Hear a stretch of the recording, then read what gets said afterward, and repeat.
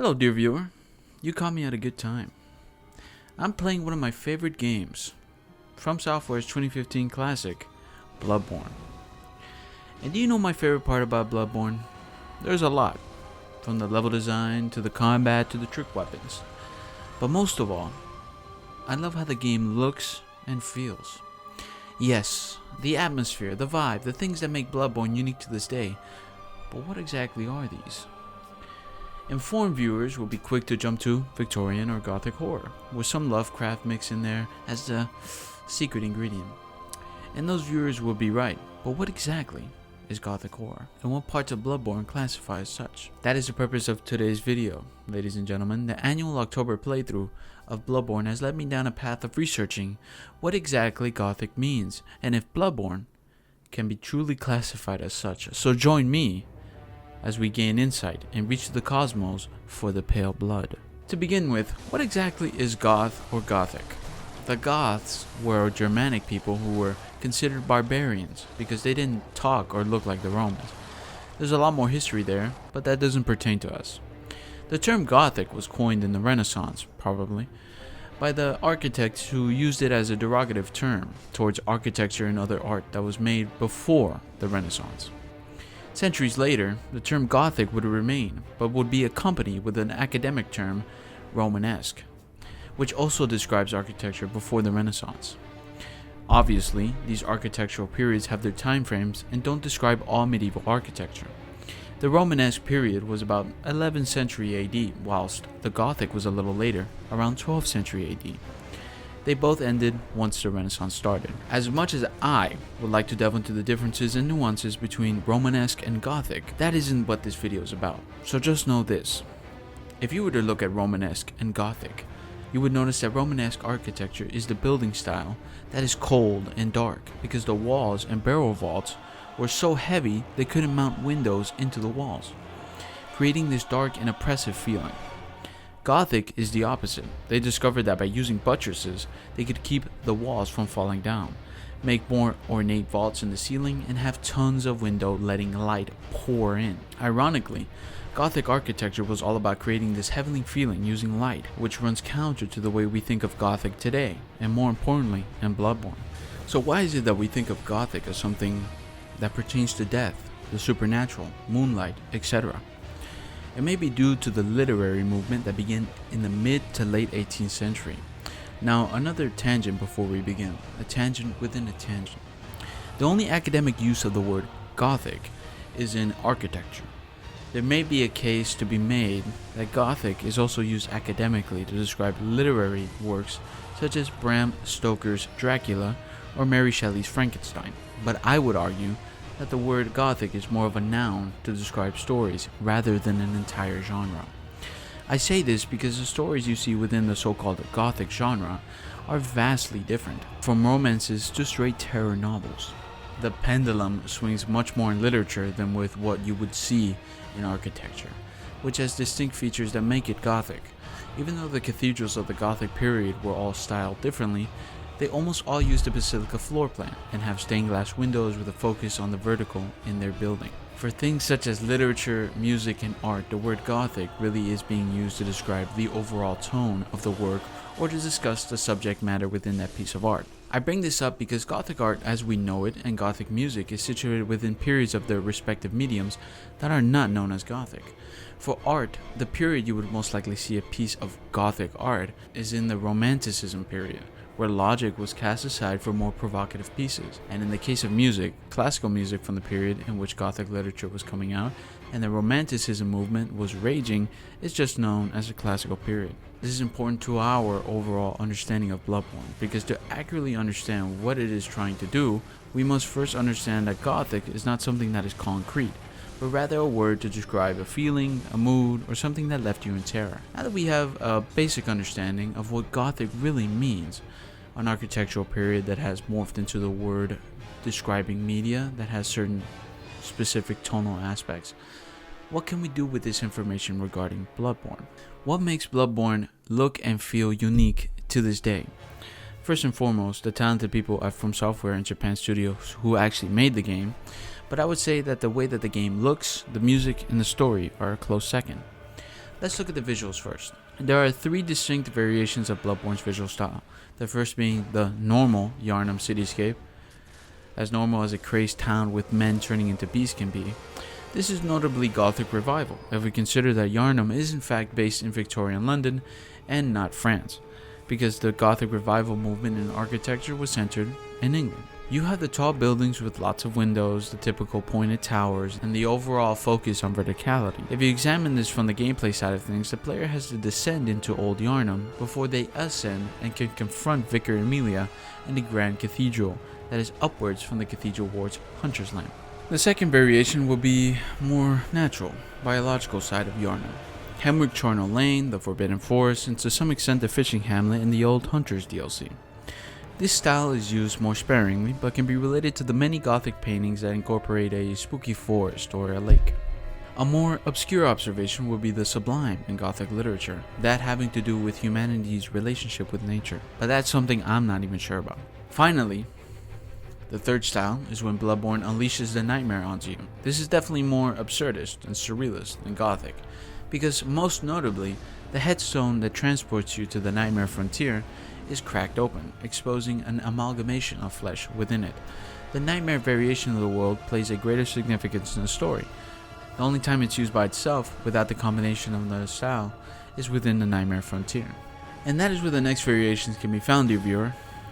From the combination of these 3 styles, Byrgenwerth and Forsaken Castle Cainhurst combine the Gothic revival with the more natural elements found within the Forbidden Forest sections of the game.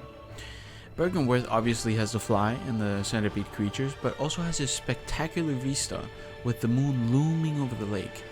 Cainhurst, on the other hand, is colder than Byrgenwerth, not situated in a forest at the edge of a lake, but rather a castle on top of a snowy mountain, I guess. The geographical location isn't exactly clear, but what is clear is that out of this entire game, the most Gothic place, in all sense of the word, is Castle Cainhurst.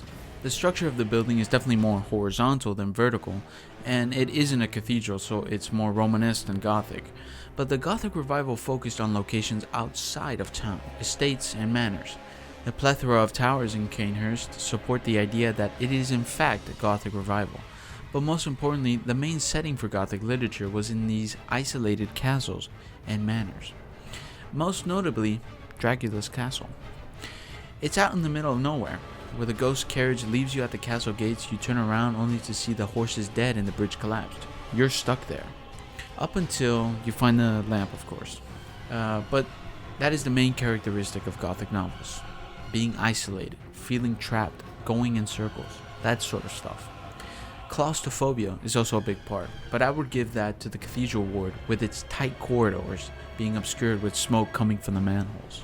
Cainhurst Castle was home to the Vilebloods, from my understanding, immortal creatures that can be compared to vampires. The castle is also a microcosm of aristocracy found deep within the countryside that is being haunted by ghosts.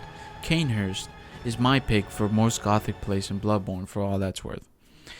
Moving on, the Nightmare of Mensis and the Hunter's Nightmare within the DLC are a combination between the normal state of Yharnam with the nightmare aspect found within the Nightmare Frontier.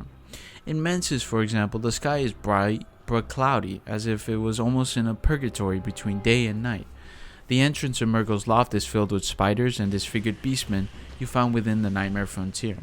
Inside the loft proper, there are dogs with heads of crows and crows with dog heads. You faced a crazed lunatic by the name of Micolash, who has gone mad in his pursuit for knowledge, and you come across living marionettes. At the top of the loft, you see a familiar face with the shadows of Yharnam making a return, a ghostly hooded figure stalking your dream. The Nightmare of Mensis is a nightmare, and the absurdity found within it only support that. This whole section of the game, along with the opening area of the DLC, are more surrealist than Gothic in my opinion. But Bloodborne isn't worse for it. On the contrary, that is what makes Bloodborne's charm unique. Not resigned to one singular style, a single tone, but instead blending various unique flavors to create something truly outstanding. However, there are 2 other branches of what makes Bloodborne unique, and frankly, I don't believe I'm in any way qualified to talk about one of them. You see, in my eyes, Bloodborne is comprised of 3 major aspects in terms of its presentation: the visuals, the music, and the story. We've covered the visuals and reached the conclusion that Bloodborne is more than just Gothic, but something greater and much more complex. But what about the music and story? Unfortunately, for the music, that is something you as the viewer have to listen for yourself. I have no musical experience and can only offer my thoughts about what I hear. And what I hear is eerie music that successfully conveys a feeling of angst, of dread, of desperation. But I couldn't really tell you how they got to that point. Additionally, for the story, what is there to say? From Software is known for its convoluted storytelling, and Bloodborne might be the premier example of that. However, I can list some examples of how it can be classified as Gothic literature. Firstly, the whole concept of forbidden knowledge is big in Gothic literature, and in Bloodborne, it's the same. The story can be interpreted from the angle of humanity's desire to know, to acquire knowledge expeditiously, and how that leads to our downfall. There is a note found within the lecture building that says something like, Master Willem was right, evolution without courage will be the downfall of our race. In a more hands-on example, Gehrman tells you at the beginning of the game to not worry about what's going on and to just focus on killing a few beasts. You then proceed as the player to uncover, to the best of your abilities, what the hell is going on. From cutscenes to scraps of paper in the environment, you have to piece the story together. Or, as many people do, watch a YouTube video about it. No shame, I did that as well. But with subsequent playthroughs, you try to work your way backwards from the clues that you have, try to figure out the full picture. Another Gothic staple can be seen with Queen Yorna. She shows up after defeating Rom and before entering the boss arena at the top of Murgro's loft. She is a woman in a wedding dress with blood around the womb area, inferring that she was a wife who had birth complications or outright lost the baby, and maybe her life. This is not the premier Gothic that people know, but stories like Jane Eyre show how Gothic styling can be applied to the struggle of women in finding love and motherhood, and their position in accordance to societal expectations. Finally, probably most known from Bloodborne, is the H.P. Lovecraft angle in all this. Obviously, H.P. Lovecraft isn't Gothic, for his stories came out long after the second boom of Gothic literature in the late 19th century. But his stories are classified, or at least one classification for his stories, is horror. A point by David Punter in his lecture about the Gothic is that modern day horror has its truth in the Gothic literature of the 1890s. In addition, he also makes points about the difference between horror and terror. Terror being something that is more psychological, while horror is more physical and bodily. If you examine H.P. Lovecraft's work, you can notice that the conflict is more psychological, with the characters being overcome with knowledge from their contact with outer gods. This is obviously a rough summary of his works that are very complex, but that is what is applicable to Bloodborne. The terror within Lovecraft's work is also within Bloodborne, most apparent with Kosm in the DLC, or some say Kosm, but also with the eyes within the mind motif found throughout the game. This part of the story, even though not inherently Gothic, has its roots within the Gothic media. So, visuals, music, and story. There's much more to be said about all three, especially music in this case, but I think that my point has been made. Bloodborne is much more than the Gothic label that we all have put on it, even though admittedly a lot of it is entrenched within the Gothic. But what's important is that we understand that this game is one of a kind for its visuals, and maybe next time you play it, you can appreciate it more. I've been your host. Go play Bloodborne and use the boom hammer. And as always, goodbye.